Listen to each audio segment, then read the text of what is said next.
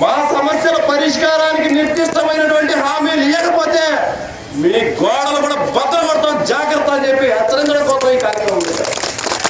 అంతే తప్ప మీరేదో సాఫీగా మీకు కావాల్సినటువంటి వాళ్ళ కోసం డబ్బులు తీసుకొని పనులు చేసుకుంటా ఉంటే మేము మాత్రం అవసరం పడతా అంటే వస్తున్నటువంటి బియ్యం కూడా రానియకుండా చేస్తా అంటే వస్తున్నటువంటి కూలీ కూడా సక్రమంగా లేకుండా చేస్తా అంటే మీరు చెప్పిందంతా వినేసి వెళ్ళిపోవడానికి కానీ కాబట్టి అందుకనే మనం ఈ ముట్టడి కార్యక్రమం చేస్తున్నాం.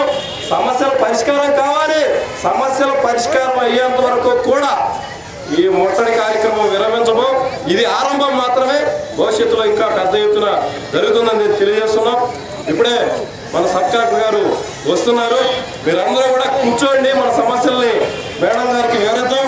మన సమస్యల మీద స్పష్టమైన హామీలు మేడం ఇస్తారని చెప్పి మీరు కూర్చోండి.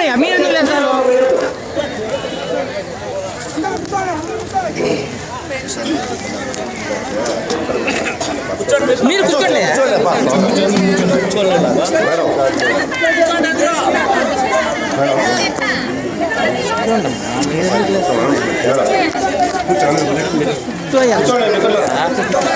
మేడం గారికి కూర్చోండి. సమస్యలు బాపు మేడం పక్కనే పో, పక్కకు పో. తల్లి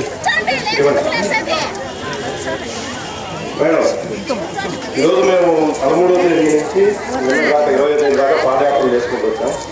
అనేక సమస్యలు మేము చూపించాం. ప్రధానంగా ఈరోజు కామన్గా అంటే ఏ కాలనీ మీద నేస్తాలు పక్క ఇల్లు రావడం లేదని, రేషన్ కార్డు రావడం లేదనో, పెన్షన్లు రావడం లేదని ఒక్కొక్కరు మాట్లాడతారు.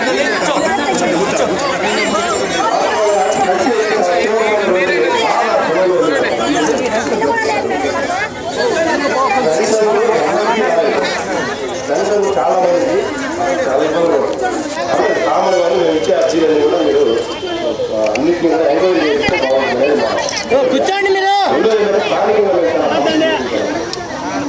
దేవాలయంలో గత 10 సంవత్సరాలుగా ఇంటి ముందర తోరణంలాగా ఉంది రాష్ట్రం. అసలు తొలగించమని చెప్తుంటే ఎవరికి అసలు ట్రాన్స్పోర్ట్ కానీ మున్సిపాలిటీ దేవాలయం వీధిలో ఒక ఇది